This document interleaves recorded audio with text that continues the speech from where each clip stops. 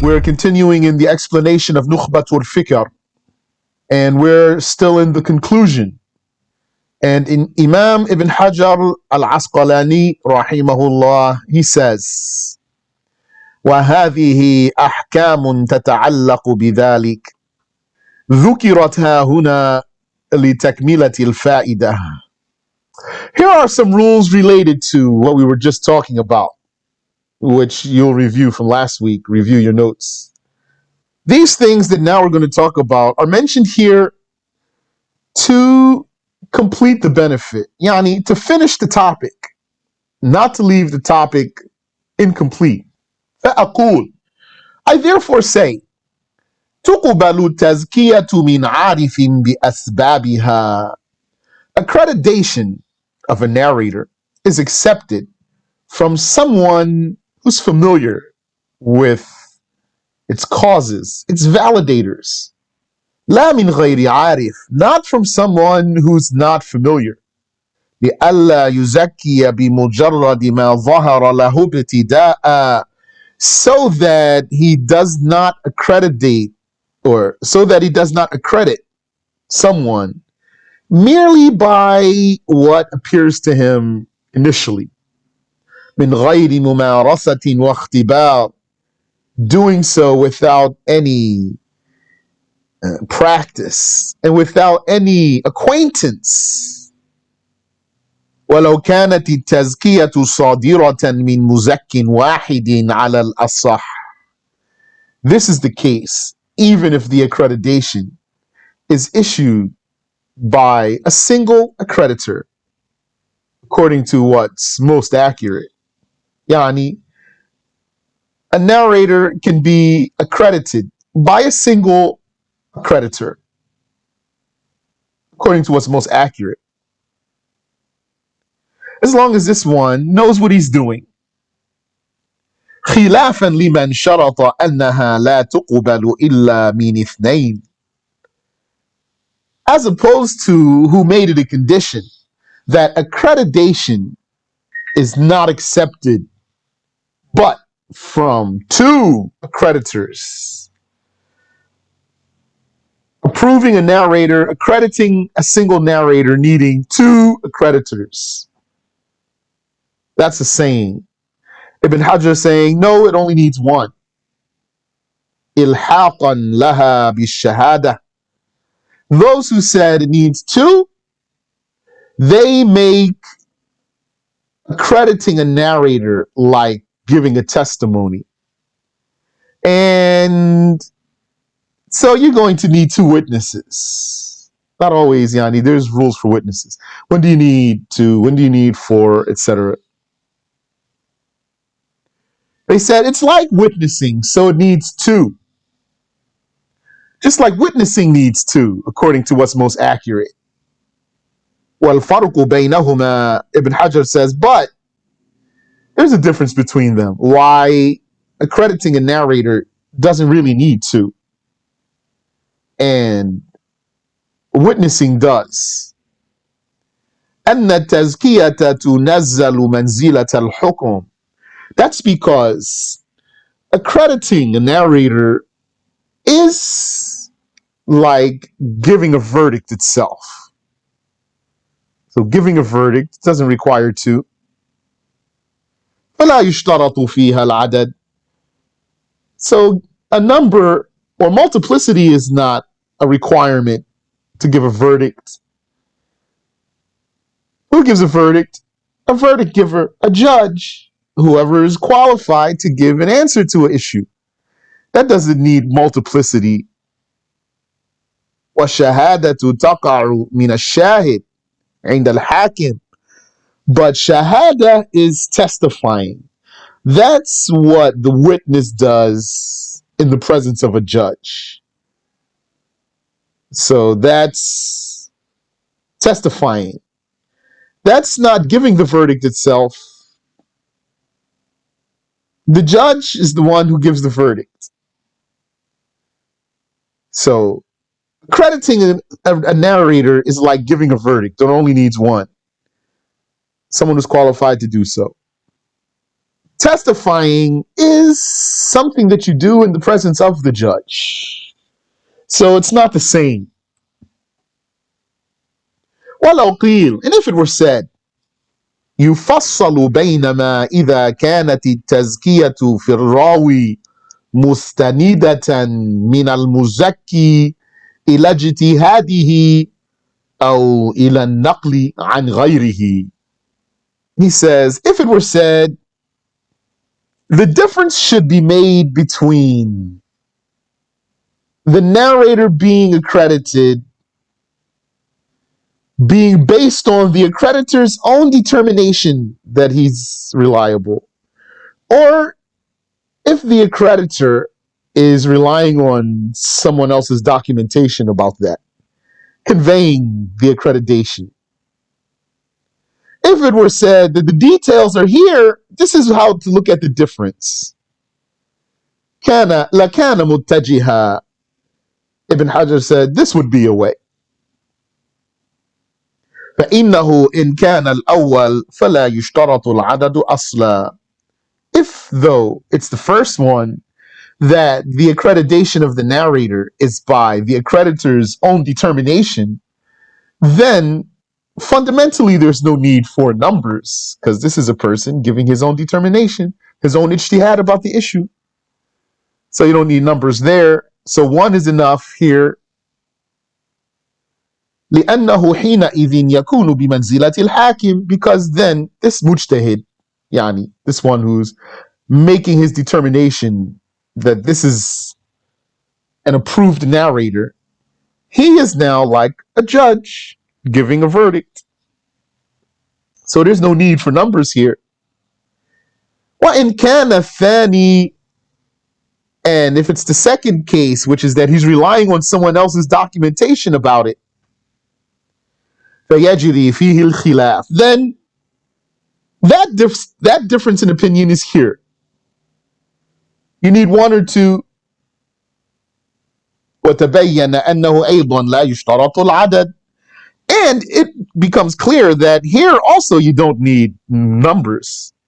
لأن أصل النقل لا يشترط فيه العدد, because the documentation doesn't require numbers. He's relying on someone's documentation about that. فكذا ما تفرع عنه. So then likewise, whatever is derivative of that documentation, which is this accreditor conveying this documentation, doesn't need numbers. Wallahu subhanahu wa ta'ala a'lam. And Allah knows best. So Ibn Hajar is saying, so then how many are needed for accrediting a narrator? One qualified accreditor.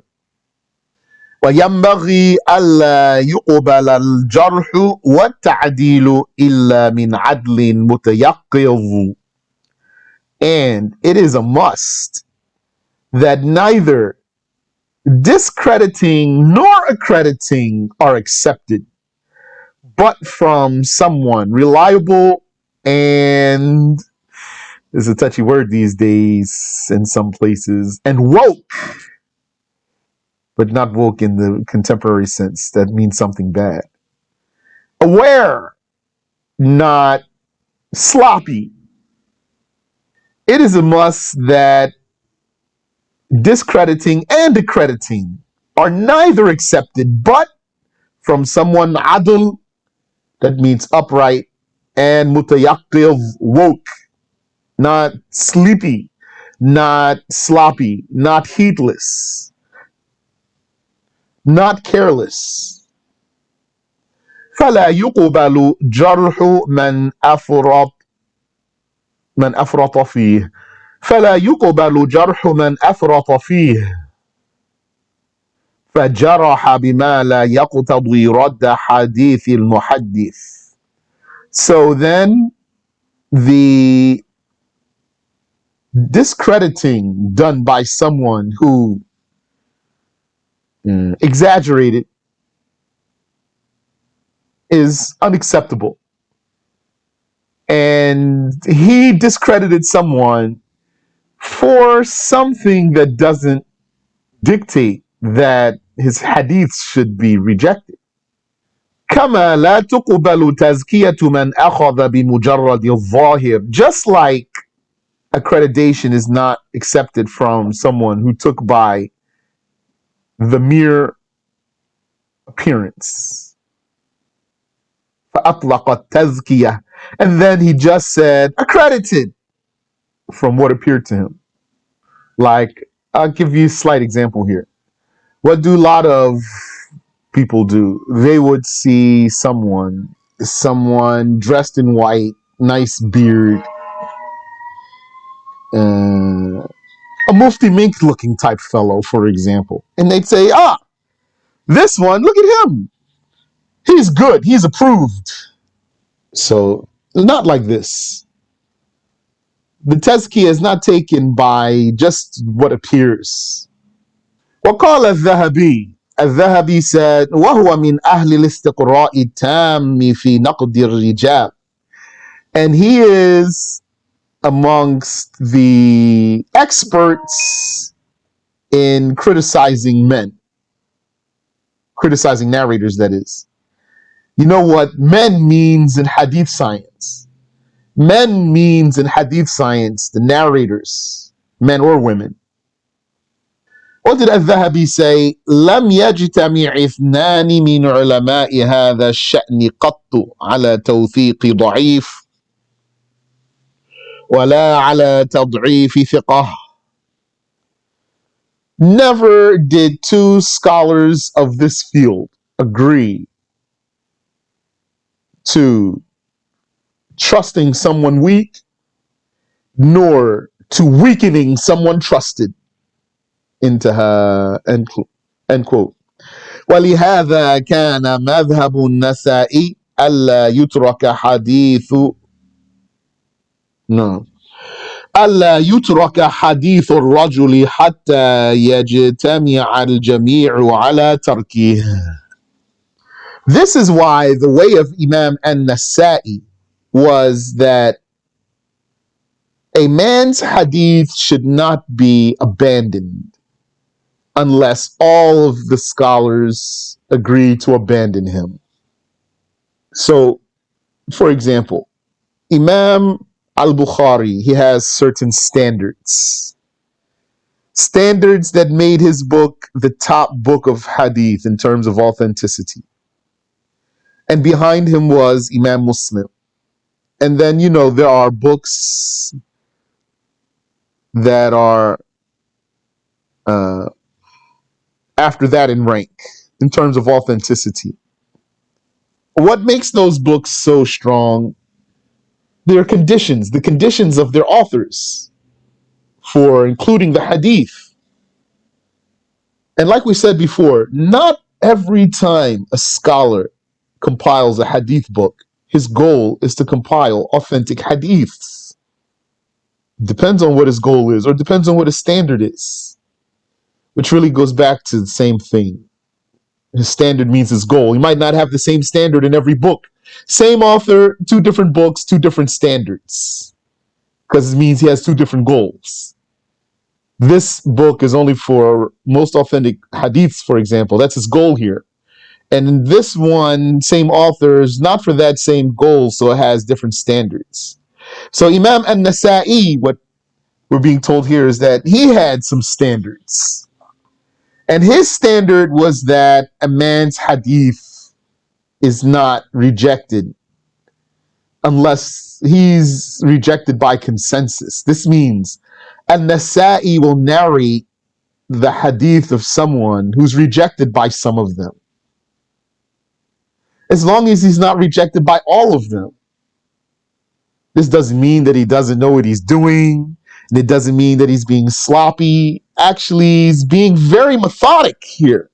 And he has reason for that, and goal and wisdom. He knows, for example, what's already been done. He knows what might need to be done that nobody's done before yet. So he has whatever are his goals, or he has an idea that Allah inspired him with, for example. So this was a Nasa'i standard, not to reject a hadith, a man's hadith, not to reject the narrator unless he's rejected by consensus.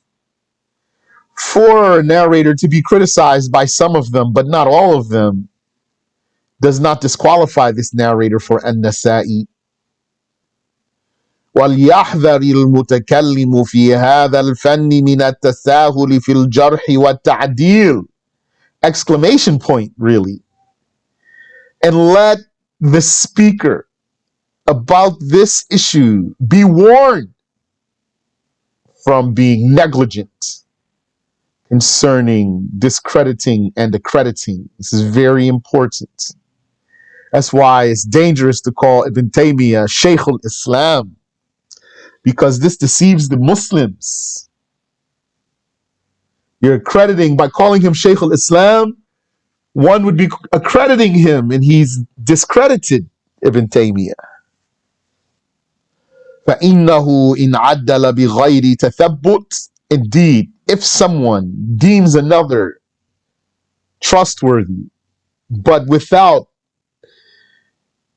verification, without accuracy, كَانَ كَالْمُثْبِتِ حُكْمًا لَيْسَ بِثَابِتٍ. Then he would be like someone who confirms a judgment that's not confirmed. His case would be like someone who confirms what's not confirmed. He's sloppy.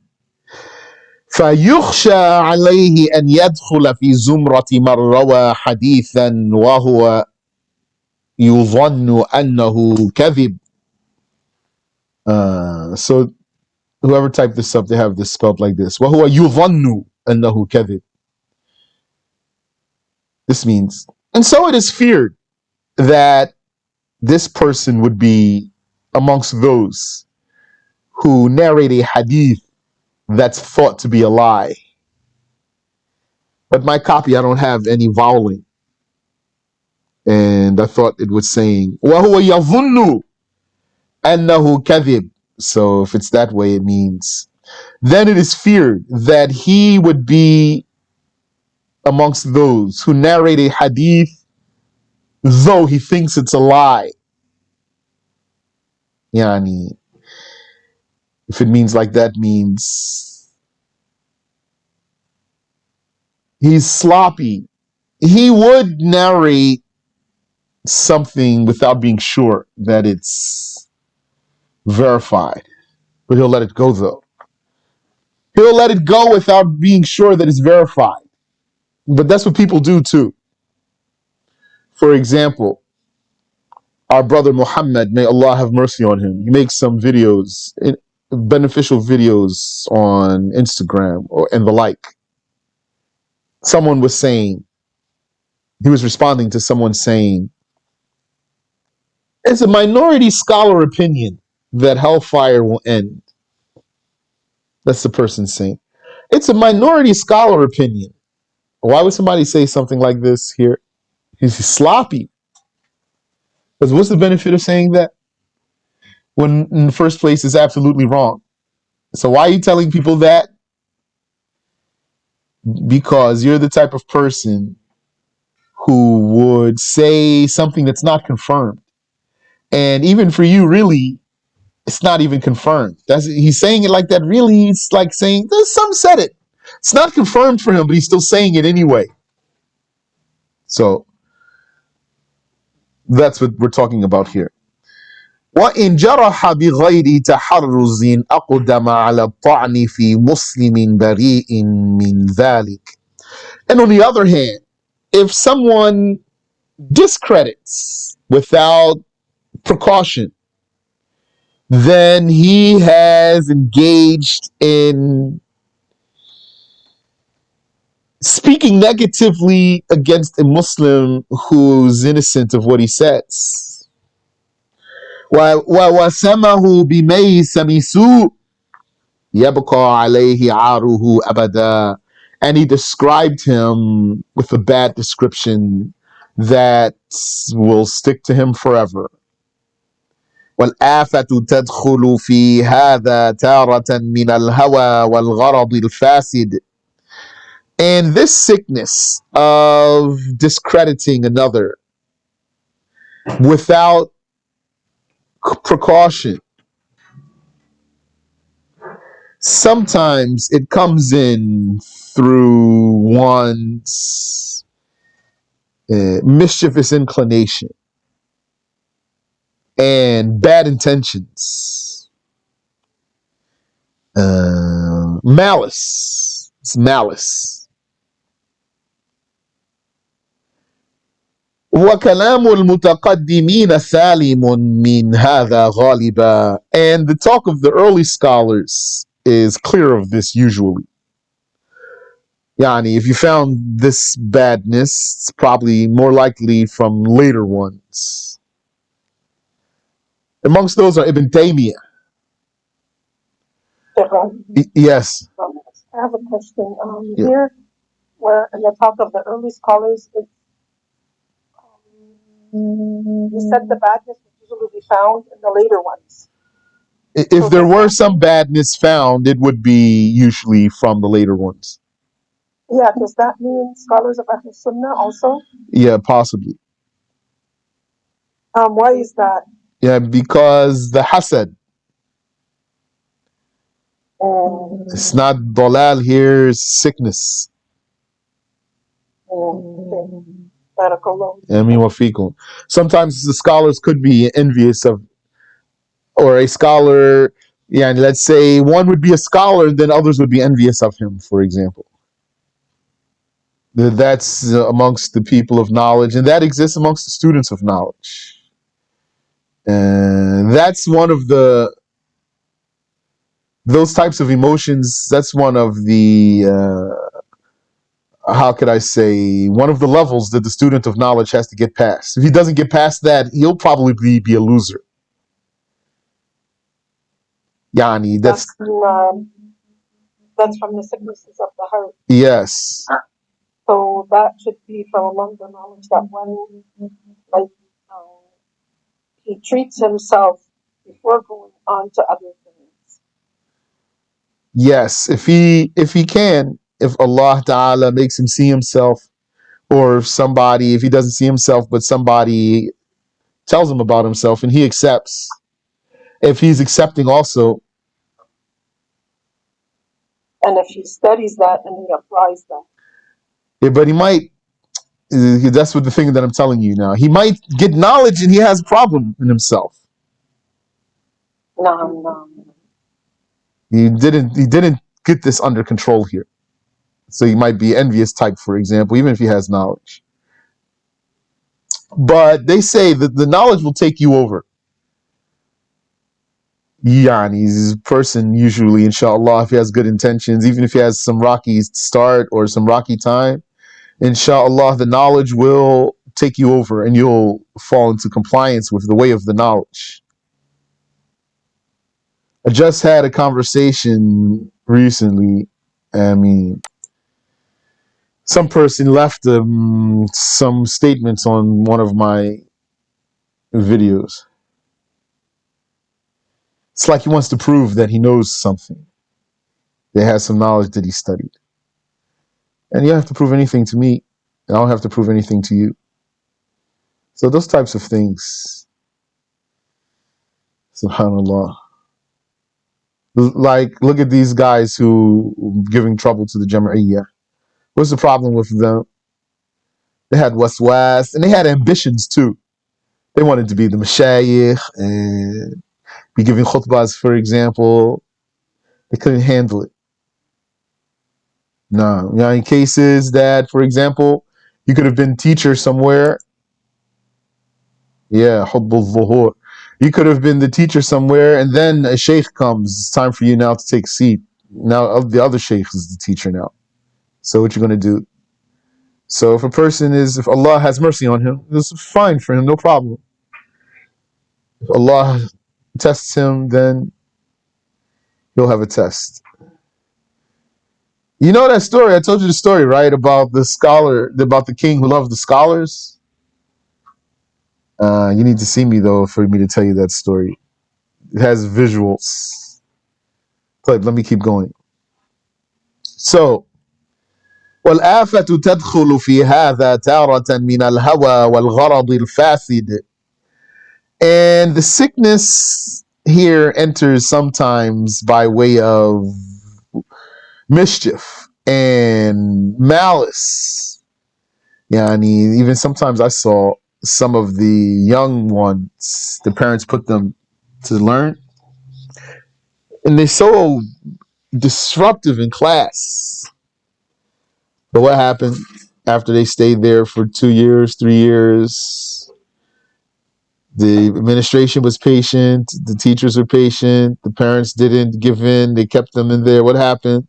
Those ones, their back straightened up and their chins got high up a little bit out of nobility, and their books got tucked under their armpits when they walked, and those ones became good. That's how the knowledge will take you over. This is one I always think about him. I remember how he used to be. Like, I wanted to spank him.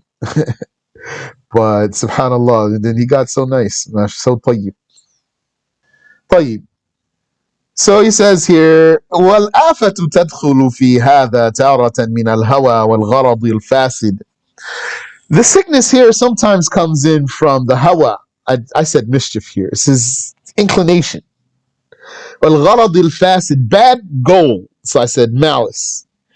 وَكَلَامُ الْمُتَقَدِّمِينَ سَالِمٌ مِنْ هَذَا غَالِبًا. And the talk of the early scholars is clear of this usually. وَتَارَةً مِنَ الْمُخَالَفَةِ فِي الْعَقَائِدِ. And sometimes this type of discrediting others comes by way of having different creeds. It's because they don't believe the same, so they hate each other, basically. So they discredit each other. وَهُوَ مَوْجُودٌ كَثِيرًا قَدِيمًا وَحَدِيثًا. And this is prevalent, old and new. People of different convictions discrediting each other. وَلَا يَنْبَغِي إِطْلَاقُ الْجَرْحِ بِذَلِكَ. Ibn Hajar says, and he's amongst the ultimate precise ones. It's not, it shouldn't be too easily throw out the discrediting because of a person having a deviant creed. Yani, that's delicate there. But he says here, فَقَدْ قَدَّمْنَا تَحْقِيقَ الْحَالِ فِي الْعَمَلِ بِرِوَايَةِ الْمُبْتَدِعَةِ. We have already presented the accurate case of applying what's narrated by heretics. Yani, Ahlul Sunnati wal Jama'ah does not disregard heretics altogether 100%. If he's kafir, he's disregarded. But what if he's a Muslim, but he has some beliefs that's not Sunni beliefs, but he's not a kafir? Then still possible for his hadiths to be accepted. That's the moderate way. وَالْجَرْحُ مُقَدَّمٌ عَلَى التَّعْدِيلِ. And discrediting has priority over accreditation. A discredit is superior to an accreditation. A discredit is superior to a credit. وَأَطْلَقَ ذَلِكَ جَمَاعَةٌ. Or, yeah, and that's what a group said without detail. Jarh comes before, yani, discrediting comes before, means has priority over accreditation. Ibn Hajar says, but it's detailed still here. He says, وَلَكِنْ مَحَلُّهُ إِنْ صَدَرَ مُبَيَّنًا مِنْ عَارِفٍ بِأَسْبَابِهِ. The right place for this is when this is issued from someone who knows the reasons. Yani, someone who has some expertise in this. لأنه إن كان غير مفسر لم يقدح في من ثبتت عدالته. Because it's not just as straightforward as someone might imagine. If this discrediting doesn't have any explanation, like just to say he's discredited, and there's no explanation as to why, then this is not going to affect someone who's already confirmed and accredited. If someone's already affirmed and accredited, confirmed and accredited, and then someone comes and discredits him, are we going to say, oh no, now his accreditation is gone? Someone just came and discredited him. And discrediting has priority over accreditation. No, because someone might already be confirmed. So if he's already confirmed and then someone comes after that to discredit him, then he needs to clarify the reason for the discrediting. Or else this discrediting is thrown away. وإن صدر من غير عارف بالأسباب لم يعتبر به أيضا. And if this discrediting came from someone who doesn't know the reasons for that, then also it wouldn't be given any regard.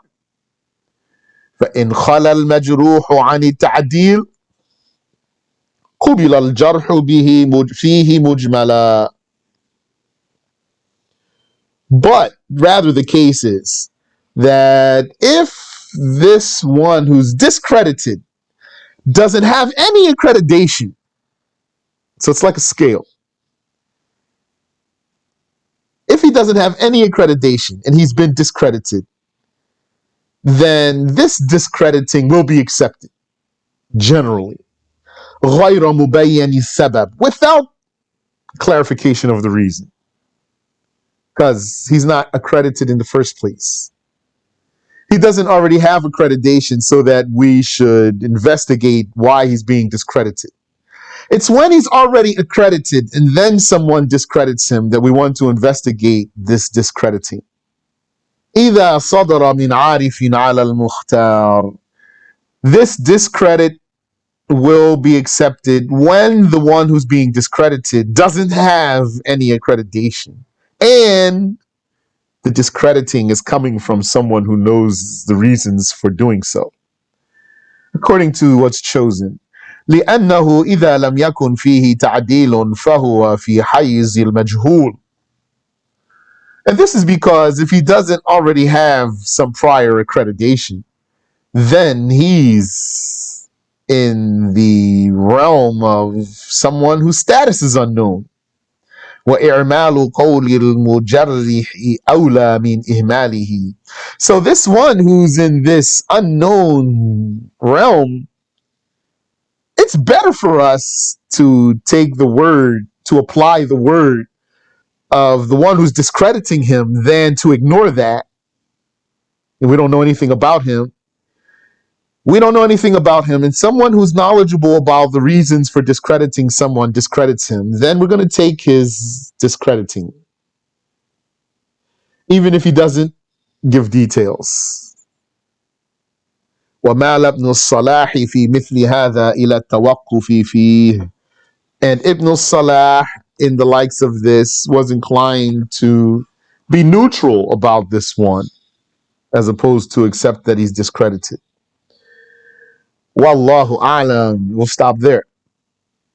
Now, remind you here, so you just took this talk about accrediting or discrediting someone, knowing the reasons for doing so, and what if he's already accredited or he's not previously accredited, and then the discredit came like this. All this talk we just took today, does that do anything for you? Is that useful for you? Yes, it is.